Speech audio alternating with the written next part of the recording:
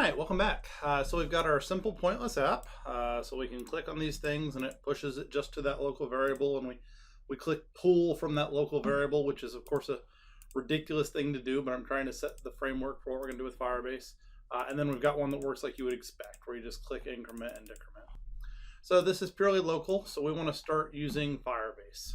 So in order to do this, what you're going to need to do is you're first going to go to firebase.google.com, that's their new website, and create an account. So if I bring mine up here, you can see that I'm already signed in. So just create an account with just your Google account. Hopefully you've got one already. If you don't, make one, because you should have one. And then what you need to do is you need to go to the console page, which my screen's a little too small here to see, but I can kind of get it there. So the console.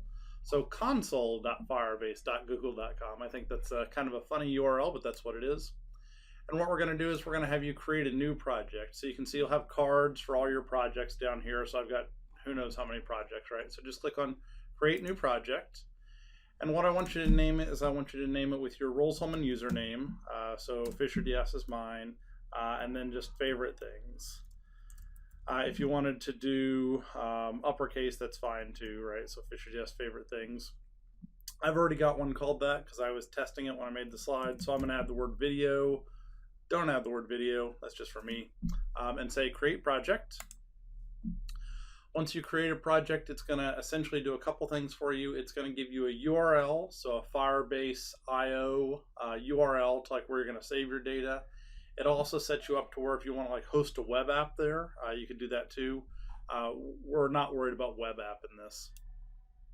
So here's kind of my Firebase. I'll get myself a little more screen real estate here. You can kind of see over to the side, there's information about this account. So this project, I'm on the free version. I get a lot of things for free. I'm on a Spark account.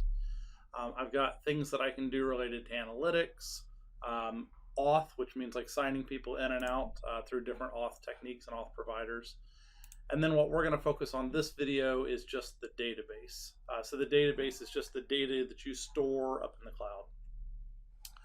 So you can read a bunch of information on here, but really what we're going to do is we're just going to add some data to our database.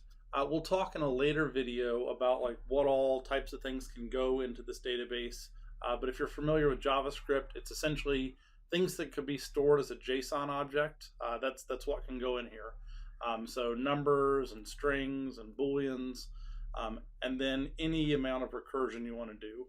We'll go into it later. We're going to keep this one really simple. It's our favorite things. Click on the plus icon, and we're going to save off a key value pair for our favorite color. So our favorite color is, feeling boring today, gray.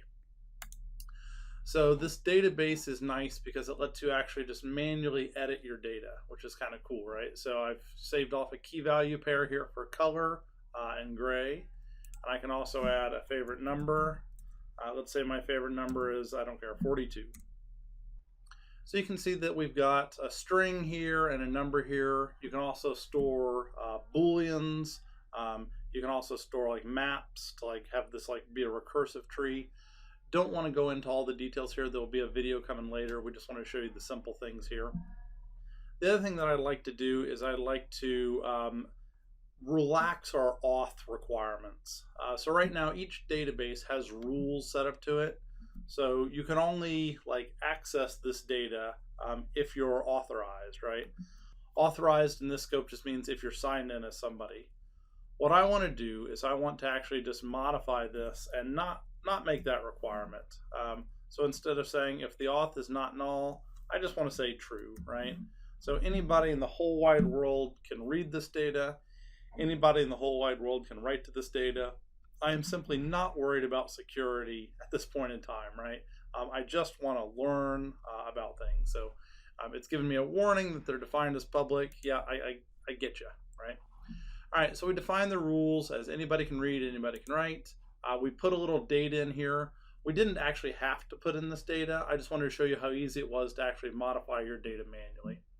All right, we're actually going to cut this video off here, and that's mainly just kind of as a joke because Firebase is so simple because there's no back-end code, right? So if you've done like Ruby on Rails or App Engine or Flask with SQL Alchemy. All these things, like, they require a significant amount of backend code. Like if you're going to write a node server that was just going to store some things, like it would be a lot of work to do. But with Firebase, you don't have to do any of that. Your backend is ready to go. There's things you can do on the client to write and read data, and it's just really slick. So we're going to cut this video off because this is all we had to do to prepare our backend. Everything else we do will be client side. All right, come back next time and we'll start interacting with this on the client. See you then. Bye.